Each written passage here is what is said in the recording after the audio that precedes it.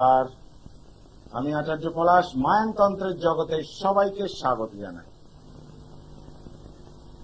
এই অমাবস্যা, চৈত্র মাসের অমাবস্যা এবং নবরাত্রি কাটিয়ে আজকে সৃষ্টি টিভির পর্দায় আপনাদের জন্য লাইভ অনুষ্ঠান করতে এসেছি। যারা ফোন করতে চাইছেন সৃষ্টি টিভির পর্দায়, দেখুন দুটি নাম্বার যাচ্ছে, সেই সরাসরি দুটি নাম্বারে ফোন করতে পারেন। দুটি বুকিং নাম্বার, কন্ট্যাক্ট নাম্বার 9836955394 এবং 9836396305। বিকেল 4:25 সৃষ্টি টিভিতে যে আমার অনুষ্ঠান থাকে, সেই অনুষ্ঠানে আপনাদেরকে বামাচরণ অর্থাৎ সাধক বামাখ্যাপা সম্বন্ধে আপনাদের ডিটেলস বর্ণনা করছিলাম। যে অবধি আলোচনা ছিল তারপর থেকে আমি আজকের এই তার বাল্যকালের কাহিনী আপনাদের সামনে তুলে ধরছি। তারপর আস্তে আস্তে তার কিভাবে তিনি তারামায়ের সাধক হলেন, তার মনের মধ্যে ভক্তি থেকে কিভাবে জাগরিত হলো, সমস্ত কিছুই বর্ণনা করব। বামাচরণ অর্থাৎ বামাখ্যাপার ছোটবেলাকার নাম হচ্ছে বামাচরণ চট্টোপাধ্যায়। অর্থাৎ বামাচরণের যখন 18 বছর বয়স, তখন তার পিতা সর্বানন্দ চট্টোপাধ্যায় পরলোকে গমন করেন। পিতার মৃত্যুর পর তার মাতার রাজকুমারী দেবীর মাথায় আকাশ ভেঙে পড়ার মতো অবস্থা হয়। সামান্য কিছু জমি জমা এবং ক্ষেত খামার থেকে সাধারণভাবে চলত, এবং সর্বানন্দ চট্টোপাধ্যায় একটি যাত্রার দল ছিল, যেটা কৃষ্ণ এবং শ্রী রামচন্দ্রের নানারকম অভিনয় হতো সেই যাত্রাপালায়। বামাচরণও তাতে অভিনয় করতেন, তার ভাই রামচন্দ্র তাতে অভিনয় করতেন। কোন সময় বামাচরণ রামচন্দ্র হতেন আর ভাই লক্ষ্মণের অভিনয় করতেন, আবার বামাচরণ কোন সময় কৃষ্ণ হতেন। তো এই অবস্থায় এই 18 বছর বয়সে যখন বামাচরণের পিতৃবিয়োগ হয়, তখন তার মাতা রাজকুমারী দেবী চিন্তা করেন যে বামাচরণকে দিয়ে সংসারের কাজ করতে হবে। যাত্রা দল থেকে উঠেই গেল। সেই সময় যেটুকু জমি জমা ছিল, কিছু লোকজন ধরে সেখানে চাষাবাদ শুরু হলো। এইরকম চুক্তিতে কথা হলো, দুপুর রাত্রে খাবারটুকু তাদের সংসার থেকে দেওয়া হবে এবং সেই ফসল বিক্রি করার পর একটা শতাংশ মূল্যে তারা অর্থ নেবে। পরে দৈনন্দিন রোজ কেউ নেবে না, এইরকম ভাবে চুক্তি করা হবে। সেই মতো তাদের ক্ষেত খামারের কাজ শুরু হলো। রাজকুমারী দেবী নিয়ম মতো মধ্যাহ্নকালীন যে আহারাদি তা প্রস্তুত করে কৃষকদের জন্য বামাচরণে হাট দিয়ে জমিতে পাঠান, এবং বামাচরণের উপর দায়িত্ব থাকে তার জমি যে যারা কৃষকরা কাজ করছে তারা ঠিক মতো কাজ করছে কিনা সেটা দেখার জন্য।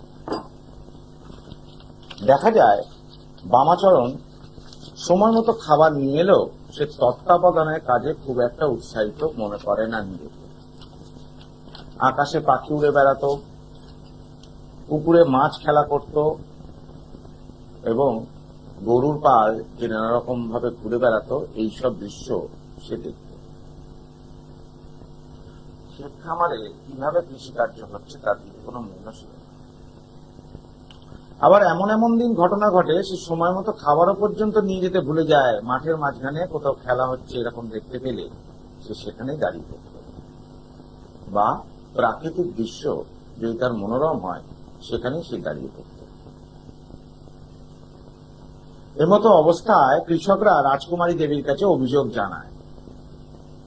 সমস্ত শোনার পর রাজকুমারী দেবী বুঝতে পারেন যে বামাচরণকে দিয়ে সংসারের কোনো কাজ হবে না, এই হাওড়েকে দিয়ে আর কিছু করাই যাবে না। ফলে রাজকুমারী দেবী তার দুই পুত্র বামাচরণ এবং রামচন্দ্রকে তার মাতুল গৃহেতে রেখে আসেন, অর্থাৎ ভাইদের কাছে। পাকা বিষয়ী তার ভ্রাতা, অর্থাৎ রাজকুমারী দেবীর ভ্রাতা হচ্ছে পাকা বিষয় ছিল। সে এত ব্যবসা বুঝতো যে বুঝেছিল যে বামাচরণ রামচন্দ্রের জন্য পড়াশোনার অর্থ ব্যয় না করে তাদের ক্ষেত খামার এবং গো পালনের কাজে লাগিয়ে দিত।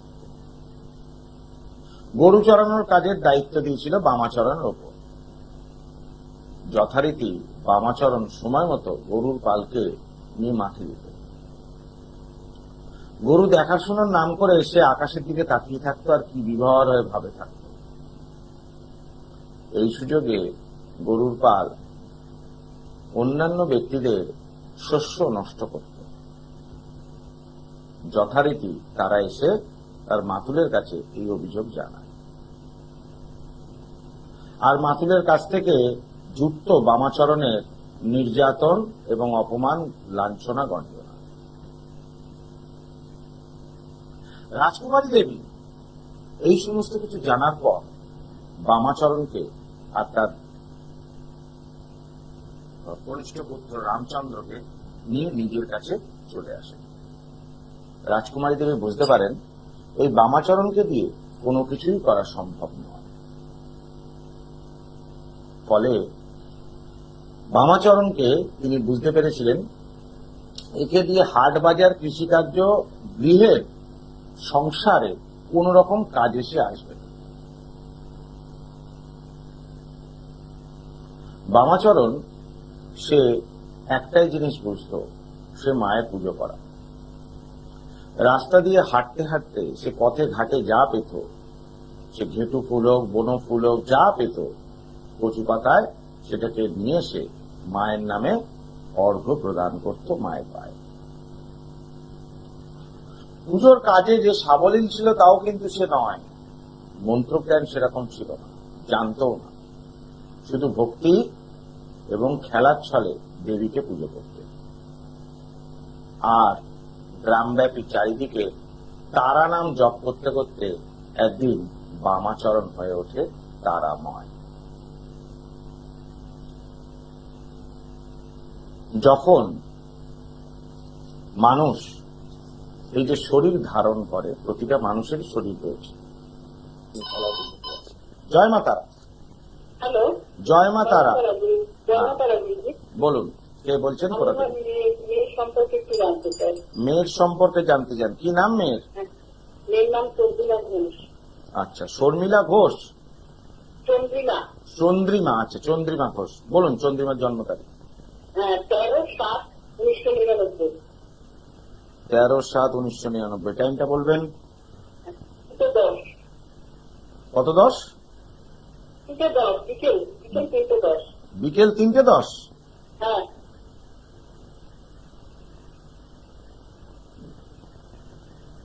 জন্মস্থান কি? কলকাতা? হ্যাঁ, উত্তর 24 পরগনা। উত্তর 24 পরগনা। এখন কোথা থেকে বলছেন মা? আমি বেহালা থেকে বলছি।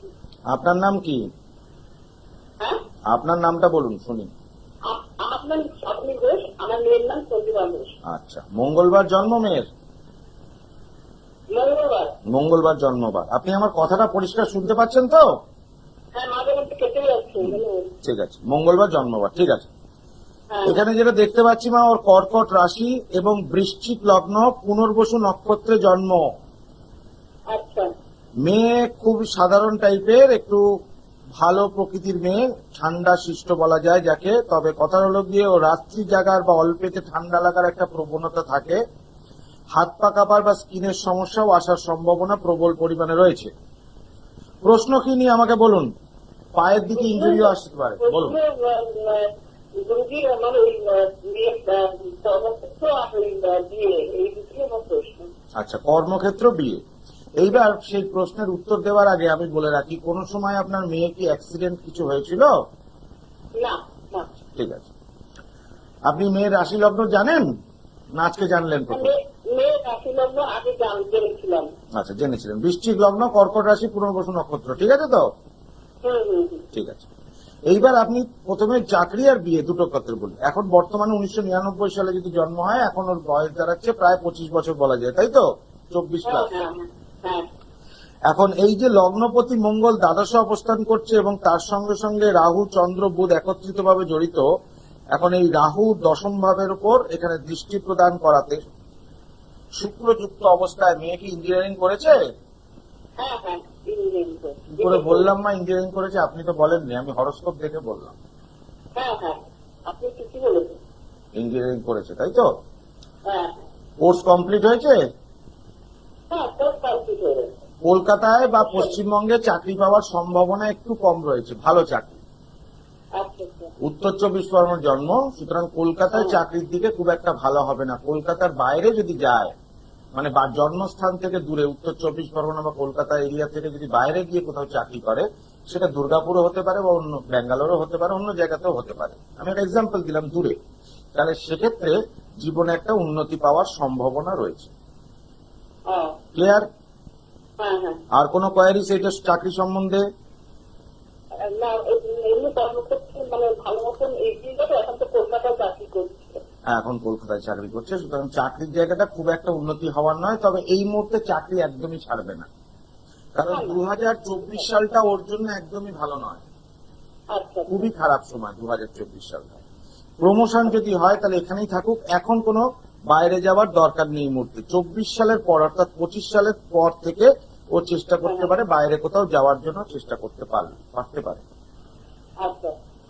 আর কি জানার আছে মা? আর বিয়েটার ব্যাপার একটু বলবেন গুরুজি? নিশ্চয়ই বলবো, কেন বলবো না। মেয়ের প্রথমে বলে রাখি, কর্মক্ষেত্রে পরিচিত কারোর সাথে বিবাহ হওয়ার সম্ভাবনা রয়েছে, কিন্তু মেয়ে মাঙ্গলিক থাকাতে যার জন্য বিবাহ ভেঙে যাওয়ারও একটা প্রবল সম্ভাবনা আছে। পঞ্চমপতি ষষ্ঠ অবস্থান করাতে শনি যুক্ত অবস্থায় এবং সপ্তমপতি দশমে এবং লগ্নপতি দ্বাদশে অবস্থান করাতে ঘোরতর মাঙ্গলিক দোষে দুষ্ট হয়েছে তোমার মেয়ে। সুতরাং দুদিক থেকে মাঙ্গলিক থাকাতে বিবাহিত যুবকদের সম্বন্ধে বলছি, তখন সাধনার তাদের 1% অব্দি আমার কাছে থাকতে হবে, নইলে তার সম্বন্ধে আপনাদের কিছুই বলতে পারবো।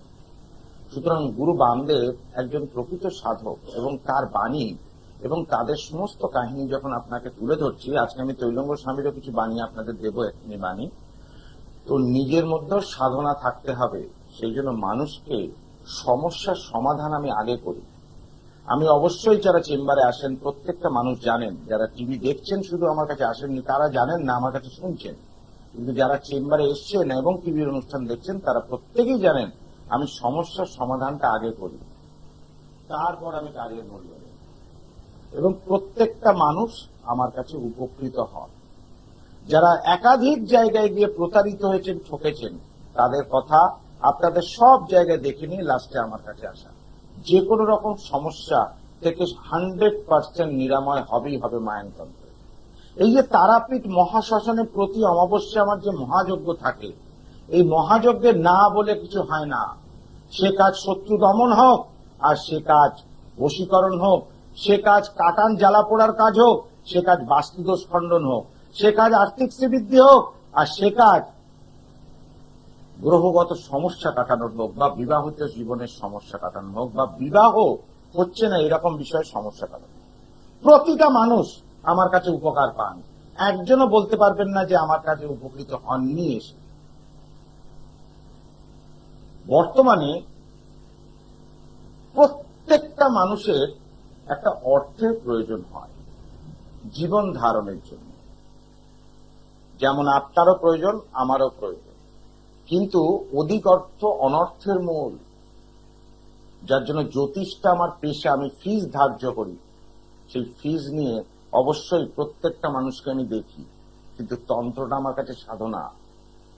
এই যে তারাপীঠ মহাশ্মশানে মহাযজ্ঞে মায়াংতন্ত্রে এক চান্সে কাজ হয় কেন?